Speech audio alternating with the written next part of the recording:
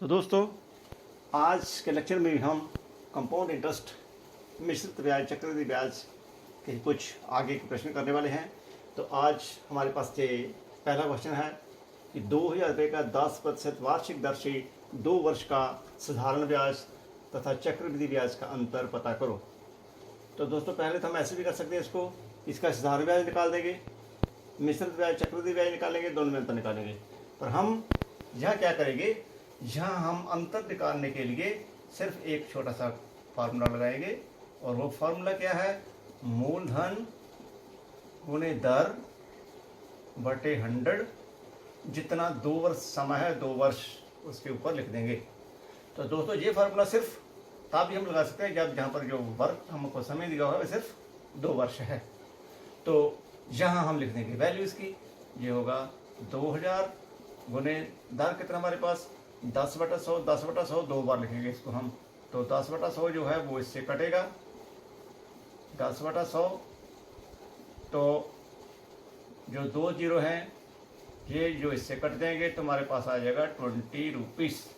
तो ये क्या है, डिफरेंस 2 वर्ष का 10% वार्षिक दर से 2000 रुपये का चक्रवृद्धि ब्याज और साधारण ब्याज का डिफरेंस ये है। अब हम लेते हैं नेक्स्ट क्वेश्चन।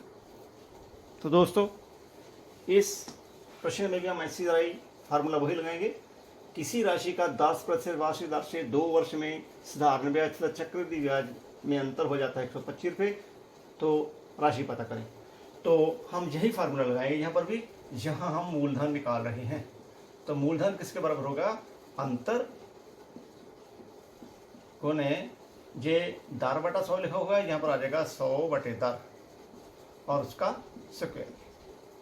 तो जहाँ हम अंतर लिख देंगे, अंतर कितना हमारे पास दिया हुआ है 125। तो जहाँ जो लिखी हुई है दर, उसको भी हम 2 बार यहाँ पर गुणा करना है। दर कितनी है, 10 है।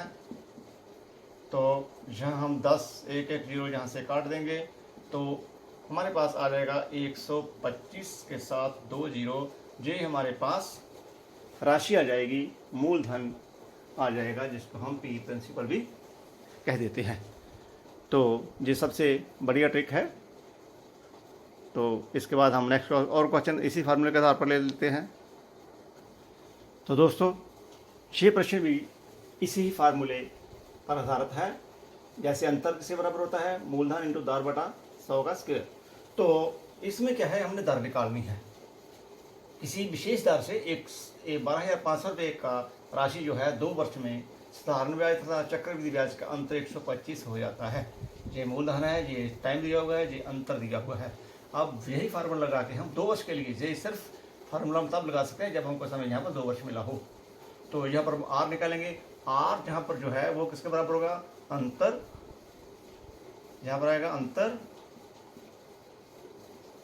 और गुणे ये जो 100 है वो इधर जाके 2 बार गुना हो जाएगा, और इसके बटा हो जाएगा ये मूलधन, और इसका हो जाएगा ये स्क्वायर रूट।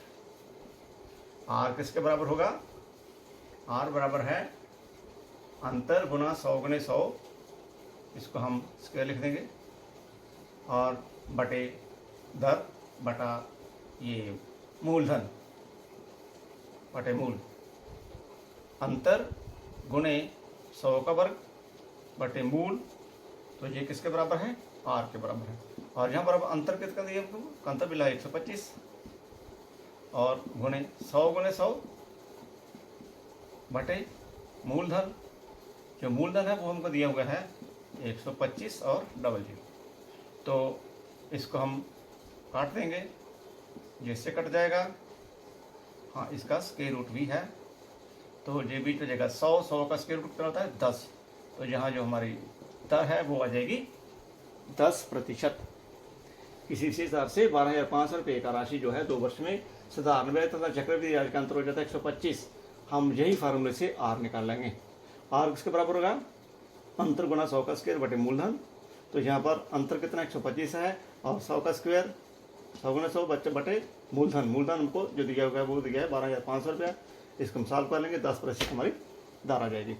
तो अब हम ले रहे हैं नेक्स्ट एक और क्वेश्चन। तो दोस्तों, इस एग्जाम्पल में क्या है कि 2 वर्ष में किसी राशि का किसी विशेष दर से साधारण ब्याज सिंपल इंटरेस्ट हो जाता है 270 रुपये तथा चक्रवृद्धि ब्याज होता जाता है जिसे कंपाउंड इंटरेस्ट बोलते हैं 282 रुपये 15 पैसे हो जाता है। तो दर तथा राशि पता करें। तो इसमें हमने सबसे पहले तो ये देखना है कि ये 270 रुपये जो साधारण ब्याज है ये दिया हुआ है हमें 2 वर्ष का। तो हम ले लेंगे 1 वर्ष का साधारण ब्याज कितना हो गया, 1 वर्ष का हो गया 135 रुपये। और जो दोनों ब्याज में डिफरेंस है, अंतर कितना है, अंतर है हमारे पास 20 माइनस 30 जो हो जाएगा 12 रुपये 15 पैसे। इसका मतलब क्या है, ये जो अंतर है ये इस ब्याज के ऊपर ब्याज है, साधारण ब्याज के ऊपर ब्याज है 1 वर्ष का। तो अब हम इसको ले लेंगे कि ये ब्याज है किसके ऊपर, 170 के ऊपर। तो जब इसको हम 170 के ऊपर ब्याज ले लेंगे तो यहाँ हम फिर रेट निकाल सकते हैं। रेट निकालने के लिए हम सिंपल इंटरेस्ट वाला फार्मूला लगाएंगे। सिंपल इंटरेस्ट वाला फार्मूला तो क्या था, ERT बटे 100, ERT बटे 100। यहाँ से हम R निकाल देंगे। R किसके बराबर होगा, SI इंटू 100 बटे PT। तो यहाँ SI सिंपल इंटरेस्ट कितना है हमारा 12 पे 15 पैसे है, गुणे 100 है, और जो P है 135 है। तो अगर हम समय 1 वर्ष है, तो जब हम इसको सिंप्लीफाई कर देंगे तो यहाँ हमारा, जहाँ इसको सॉल्व करके जहाँ आ जाएगा, सॉल्व करके इसको आएगा 9% आ जाएगा इसको। जहाँ हम एक इसका नीचे 0 का देंगे, जिससे पूरे 9 बार काट देंगे। ये यहाँ से 10 काटेंगे, नीचे 100 लग जाएगा, 2 0 से काट देंगे, इसको इससे 9 बार काट देंगे। 9% अब हमारे पास दर आ गई है। जब हमारे पास दर आ जाएगी तो हम सिंपली वो जो राशि है वो निकाल सकते हैं। मूलधन हम निकाल सकते हैं। मूलधन के लिए भी यही फार्मूला हम लगाएंगे। मूलधन निकालने के लिए हम क्या करेंगे, सिंपल इंटरेस्ट गुना 100 बटा RT, सिंपल इंटरेस्ट गुना 100 बटा RT।